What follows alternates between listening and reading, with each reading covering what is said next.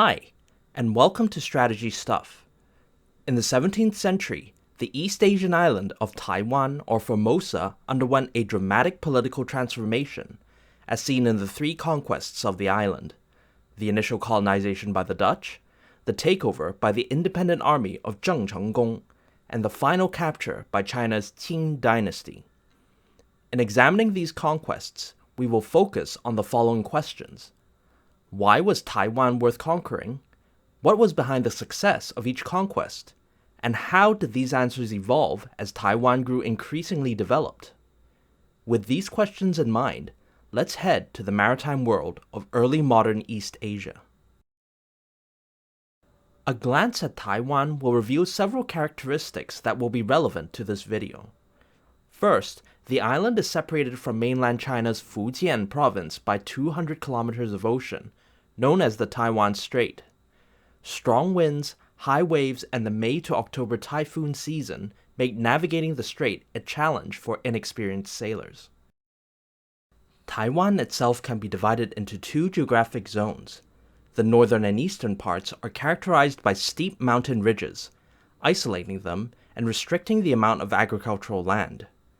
By contrast, the flat tropical plains of the southwest are perfect for growing crops, assuming that somebody first puts in the money to develop them.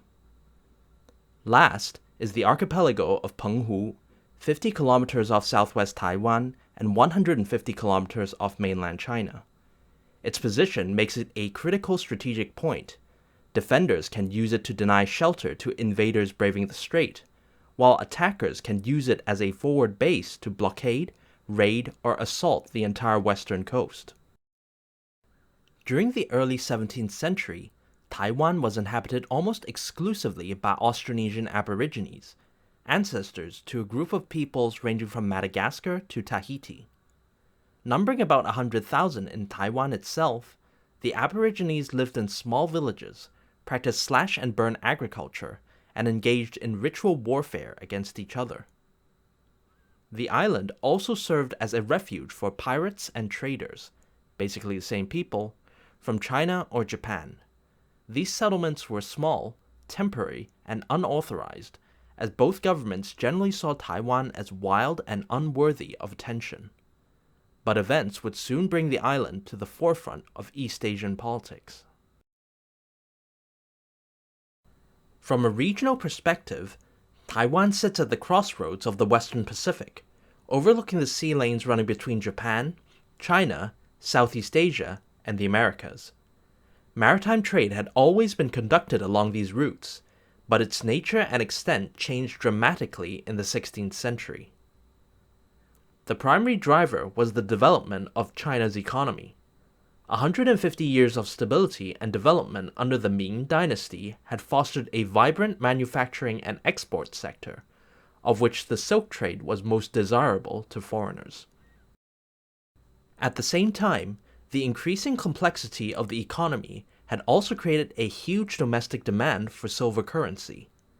As such, a global silver for silk trade was born. The silver mainly came from two places.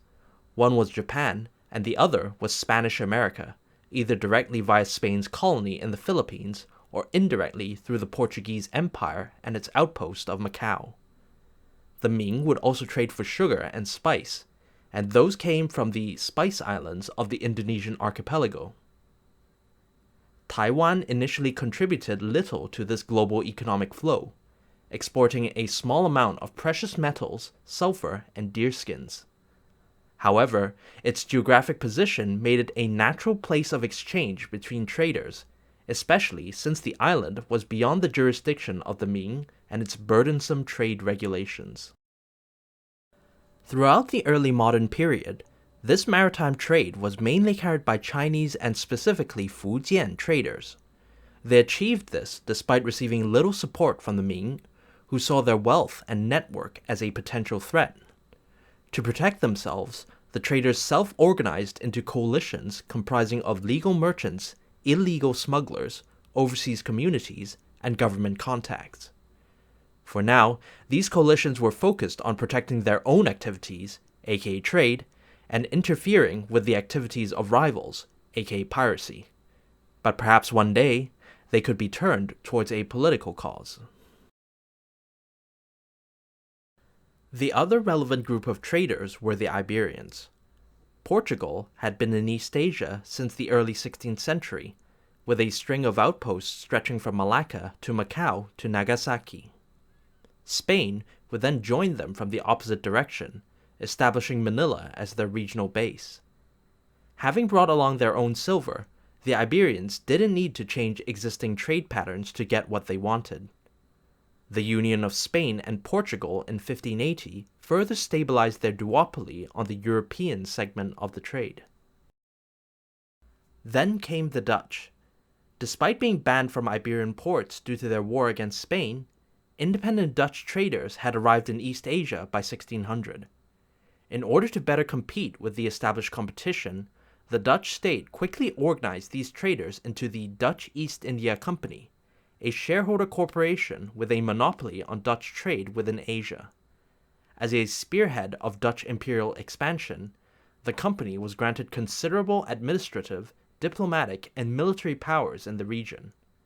However, its primary goal always remained to tap into the East Asian trade to benefit shareholders back home. There was a problem with that, though. The Dutch had no silver or anything else to trade with East Asia. But soon enough, the company would come up with a solution, one that would carry significant consequences.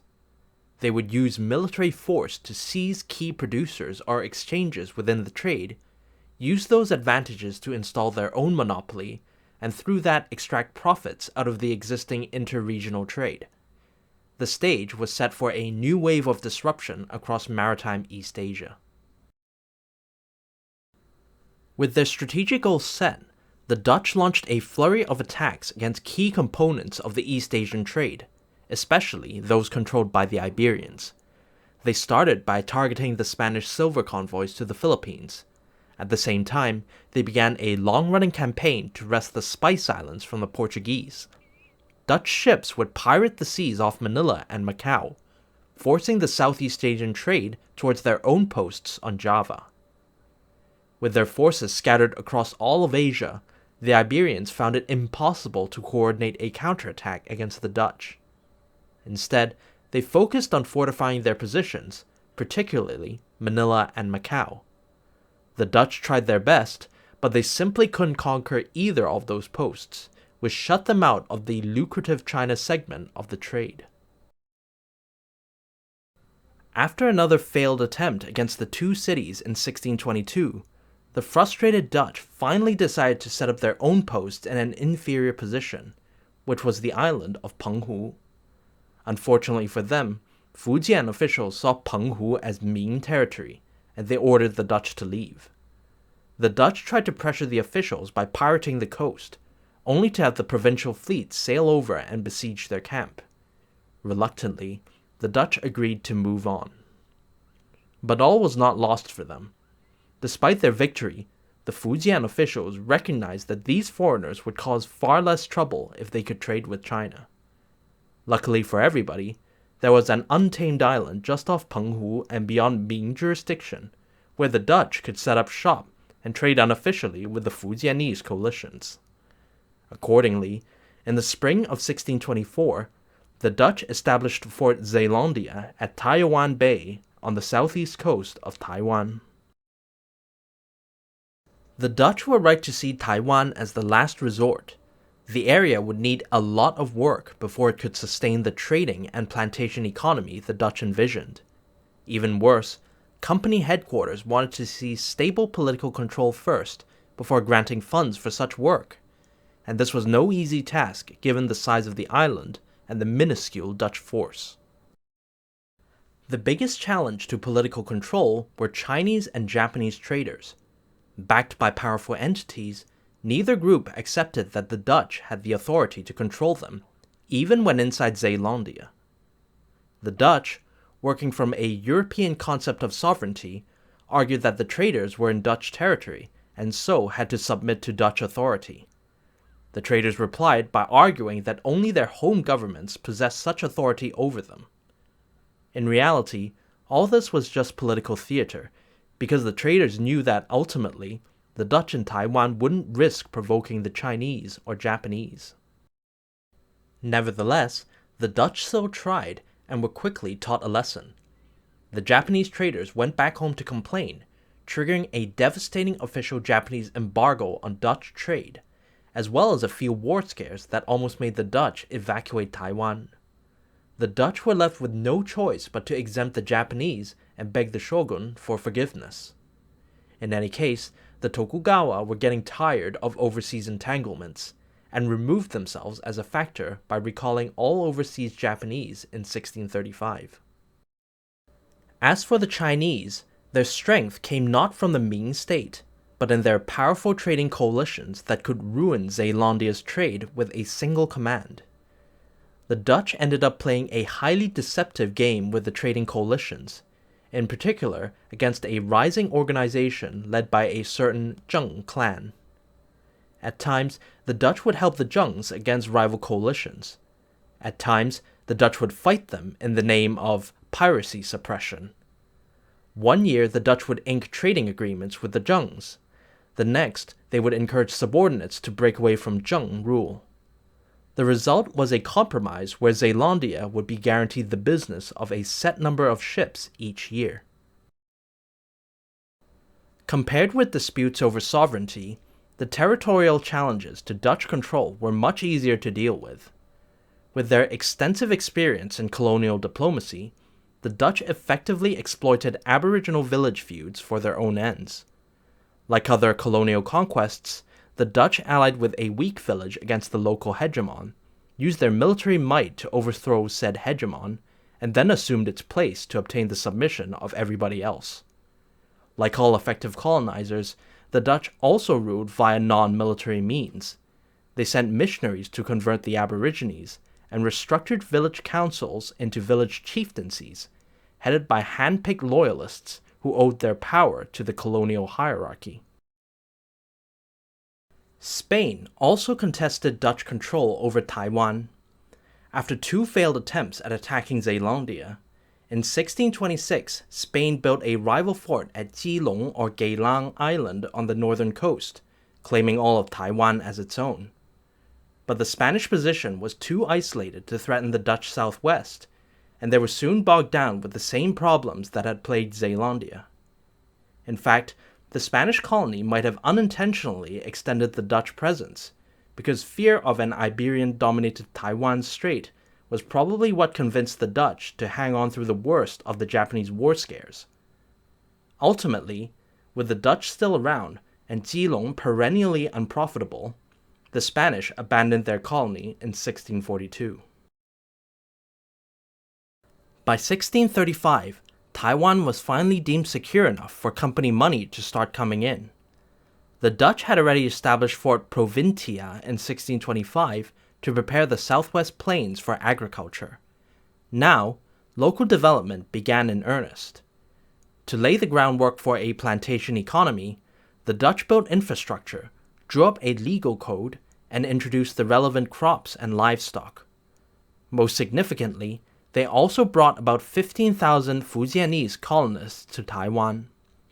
By 1650, Taiwan had become an important place of exchange in East Asia, and a significant sugar producer to boot. Most importantly, the company and its shareholders were reaping great profits from the island. All in all, this first conquest of Taiwan did not go too badly for the Dutch. They were not the first ones to be interested in the island. Both Spain and Japan had made vague claims in the 1590s, but they were the first to solve the many problems associated with the Taiwanese conquest. The Dutch succeeded because they set realistic goals, were careful with company resources, and could swallow humiliating but favorable concessions. They chose Taiwan only when there was no better option, began development only when the island was politically stabilized, and compromised whenever their military power proved insufficient. In doing so, their colony avoided draining scarce company resources and resisted the premature disillusionment that had doomed the Spanish effort in the north. This strategic discipline probably came from the corporate organization of the Dutch East India Company, which was structured to ruthlessly focus on one specific metric, and that was profit. This devotion to money, which is also the basis of most forms of power, allowed the company to use its resources more efficiently than larger, more distracted states, and may explain why the corporation has become a major form of human organization today. At the same time, the Dutch also had a major blind spot in their conception of sovereignty. They believed that they had exclusive authority over their territories, yet this concept clashed with East Asian perceptions of legitimate authority. Despite their initial experiences with Asian traders and warnings from company headquarters, the Dutch still seemed remarkably relaxed about importing large numbers of Fujianese into Taiwan, perhaps assuming that Chinese officials would no longer intervene with these migrants. This mistake would soon cost them. Even as the Dutch were altering trade patterns in maritime East Asia, even more titanic shifts were occurring on the continent. After decades of warfare and peasant unrest, the Ming Dynasty collapsed in 1644, paving the way for China's conquest by the Manchu Qing Dynasty. By 1646, the Qing were in Fujian province, forcing the Fujianese trading coalitions to re-examine their political allegiances. Chief among these coalitions was the one led by the Zheng clan. Like many before him, its founder, Zheng Chenggong, had built up his coalition through business success, personal connections, backroom dealing, and violence.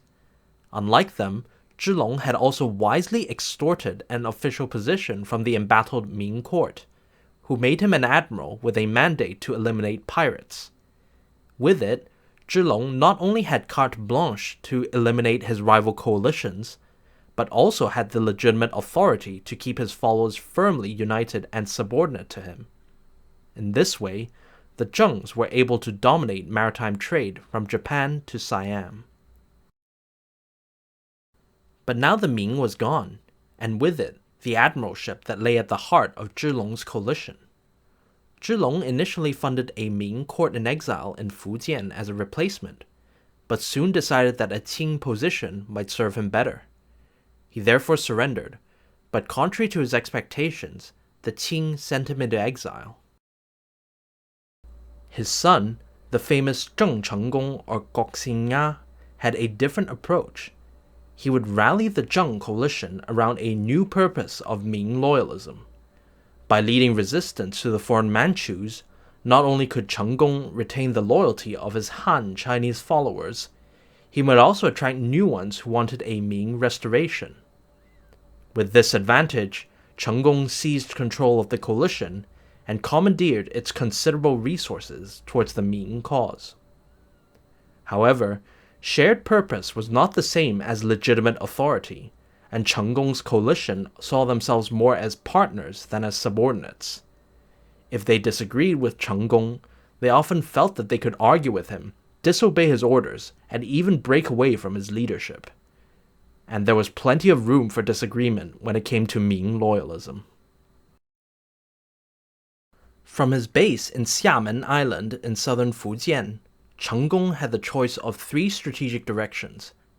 He could directly help the last Ming court in exile by making a perilous journey to southwest China. He could join with nearby loyalists to attack the rich Yangtze Delta in the hopes of triggering a general uprising.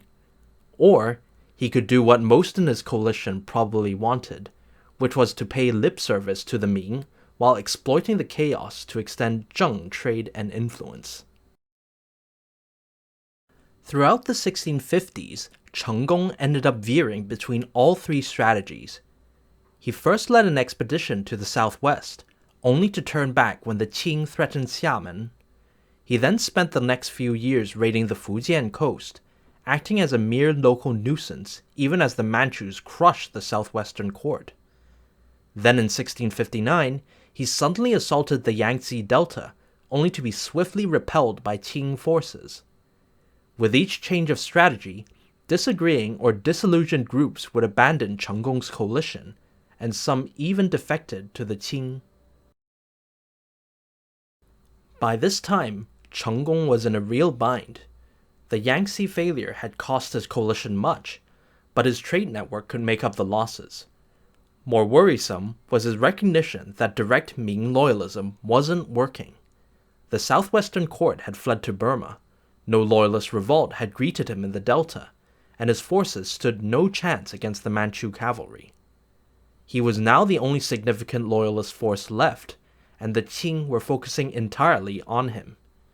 Their navy was too weak to even threaten the Zheng maritime trade, so the Manchus decided to wall off the China market from Chenggong. First, they banned all maritime activity. Then, they forced the entire coastal population to move inland. Finally, with the help of defectors, they broke the Zheng underground trading ring within China itself. As Chenggong saw it, staying in Xiamen would only see the Zheng coalition wither and die, while Taiwan on the other side of the strait could provide the security and territory for a more permanent existence. What's more, the Dutch there had been weakened economically and politically, with the company levying unpopular taxes on the Fujianese colonists to offset the collapsing profits from the China trade. They had also started pirating the Zheng trade network again, and taking Taiwan would be a suitable punishment. Chenggong tried to justify his plan by arguing that a Taiwan expedition was merely an extension of what the coalition had previously done, namely paying lip service to Ming loyalism while extending the Zheng network. But his coalition responded with stiff opposition. A few die-hard loyalists claimed to prefer death on Ming soil rather than suffer an inglorious exile. Most were less melodramatic. They simply had no desire to be pioneers in what they considered an uncivilized land, even if the alternative meant living under the Qing. Ultimately, Chenggong was only able to convince a small part of his coalition to join his Taiwan expedition, with the rest of his followers grudgingly agreeing to supply them. Chenggong had already been laying the groundwork for such an expedition years ago. Like most Chinese officials of his time, he believed he had some legitimate authority over overseas Chinese. Unlike other officials, the Zheng maritime network allowed him to actually exercise that authority, particularly with the Fujianese in Taiwan. Chenggong began ordering them to do his bidding, first by facilitating diplomacy with the Dutch, then by collecting intelligence on the colony, and finally even demanding taxes from them and ordering them to return to Fujian. Chenggong's actions were met with increasingly vigorous Dutch protests. Things came to a head in 1659, when the Dutch cut contact with the Zhengs and prepared for war.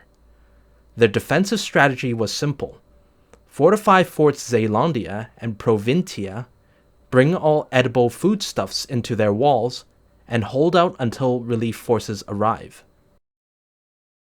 There were 2 points of worry with the Dutch plan. First, Penghu was controlled by the Zhengs, making it impossible to stop any invasion or supply convoy from Xiamen.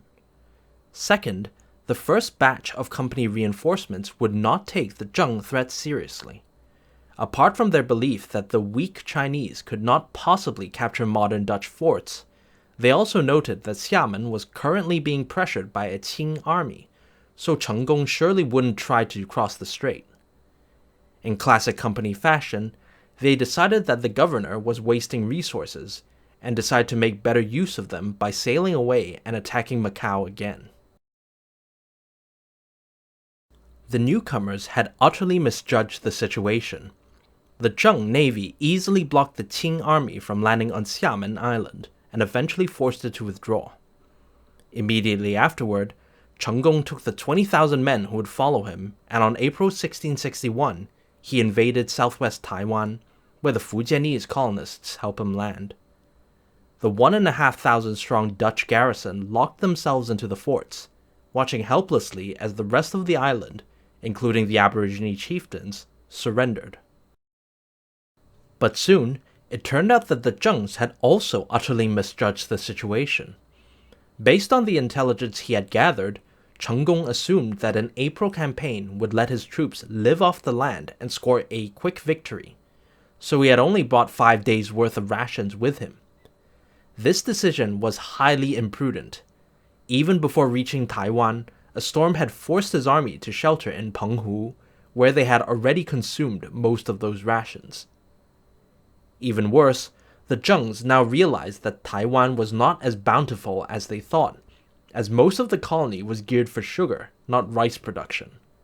Even the capture of Fort Provincia in May failed to yield more than a month's worth of food, and with hunger setting in amongst the army, Chenggong was forced into a long and bitter siege of Zealandia.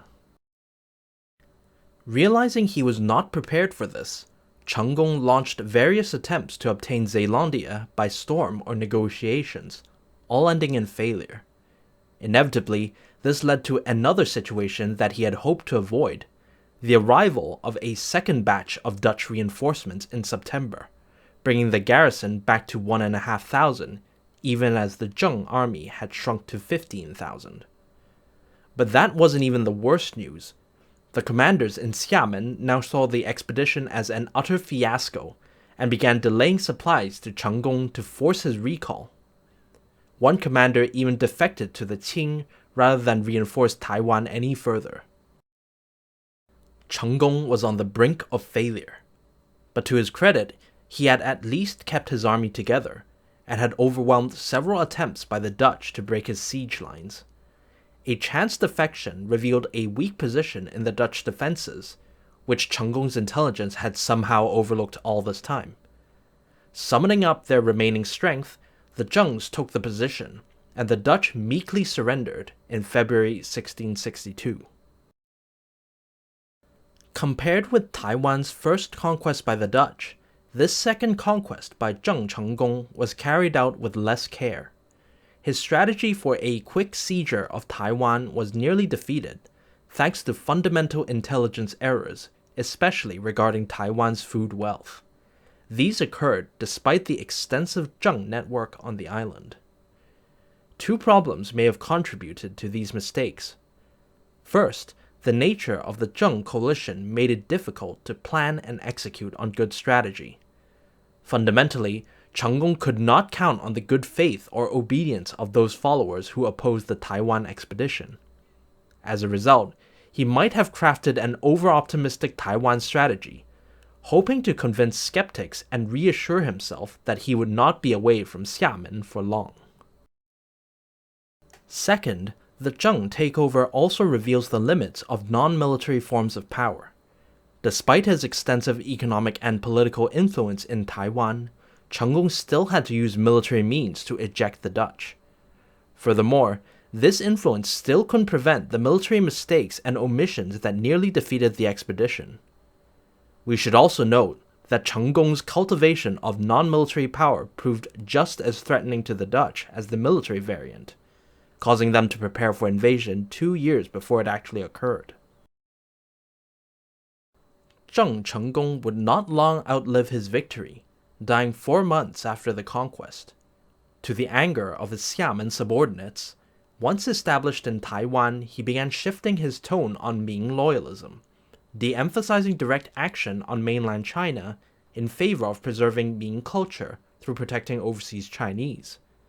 His stated target on this front would have been the Spanish Philippines, whose governor hastily fortified Manila in response. But actually, his first real target would have been his own commanders on Xiamen, whose disillusionment had by now turned into open defiance. Zheng Chenggong's death did not heal the breach within the coalition. In fact, it only intensified as news came of the Ming court-in-exile's destruction in late 1662. With direct Ming loyalism truly dead, the Zheng coalition quickly fell into a spiral of coups, counter-coups, and defections. Seeing this, the Qing allied with the vengeful Dutch, and within a year had captured all the coastal islands, including Xiamen. The new head of the Zhengs, Chenggong's son Zheng Jing, was left with Taiwan, Penghu, and less than 100,000 subjects. Fortunately, the Zhengs had the strait. Their sailors remained the only ones who could navigate its waters safely, even within the Qing fleet, which was made up of Zheng defectors. The Qing understandably wouldn't trust this politically unreliable force, and so decided not to try an invasion.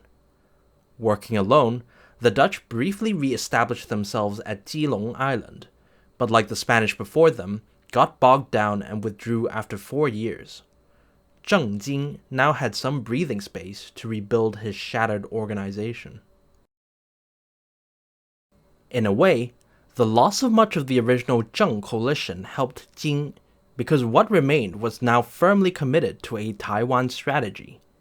He now developed on Chenggong's final strategy and began laying the foundations for an independent existence. Ming loyalism was de-emphasized and replaced with what would be called the Kingdom of Dongning. The colonial infrastructure would be repurposed to grow foodstuffs and other basic materials. The Zheng trading system was re-established across the East Asian seas, and uniquely for a Chinese dynasty, the Dongning government would take an active role managing overseas trade. Diplomatic contact was established with the traditional friends of Japan and Siam, and English traders were even invited in to counterbalance the Dutch. The key state to deal with, however, remained China's Qing dynasty. In 1667, Jing began negotiations with them, seeking a Korea solution where he would become a Qing tributary but still enjoy complete autonomy over internal policy. This last point was vital for a state whose elites still wished to preserve Ming culture. The Qing, worried that Dongning still aimed to restore the Ming on the mainland, countered with an offer to make it a feudatory, where Jing would enjoy extensive military powers but would otherwise submit to Qing internal policy. This offer was rejected, but in reality, the Qing was okay with Dongning's de facto independence. They recognized that Jing was uninterested in them, and so felt no need to assume the risks and costs of invading Taiwan. Gradually, they disbanded their fleet, let people back onto the coast, and focused their attention on continental affairs.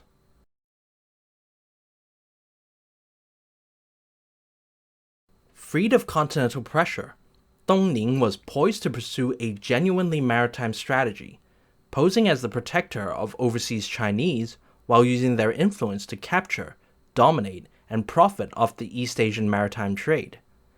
This was pretty much the strategy that had made the Dutch a major power in the region, and similarly, by 1674, Dongning was ready to start things off with an intervention against the Spanish Philippines. But just at this moment, the three feudatories of southern continental China revolted against the Qing, and for a moment seemed poised to drive the Manchus out of former Ming territory. Caught up in the general euphoria, Zheng Jing decided to invade China and reinstall the Ming. It was a disastrous decision. By heading back to mainland China, Dongning was not only fighting on disadvantageous territory again, it also confirmed the Qing's worst fears of it being an unreformed bastion of Ming loyalism. For 6 years, Dongning impoverished its treasury and trade to capture the ruined cities of Fujian, only for the Manchu armies to arrive and clear out the southeastern coast, triggering yet another round of defeats and defections. Zheng Jing himself died in 1681, just long enough to see a decade's worth of development go up in smoke. Once again, a weakened Dongning faced Qing China across the strait, but this time the Qing were bent on conquest. They had already rebanned maritime activity as an economic blockade against the island, and redoubled their efforts to attract defectors. With the end of war on the mainland in 1681, they began assembling an expeditionary fleet out of their existing forces and defectors, and in the process, 2 strategies emerged to deal with Dongning. The first camp, comprising of Fujian bureaucrats under Governor-General Yao Qisheng, proposed an indirect approach.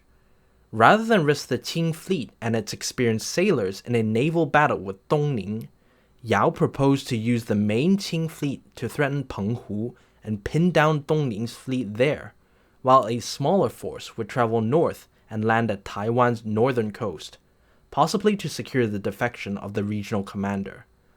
Yao expected that this would completely demoralize the Dongning court and secure a surrender. By contrast, the second camp, comprised of ex-Zheng military men under Shi Lang, admiral of the Fujian fleet, proposed a very direct approach. Admiral Shi would take the entire fleet to Penghu, destroy the Zheng fleet in a decisive battle, and obtain Dongning's surrender that way.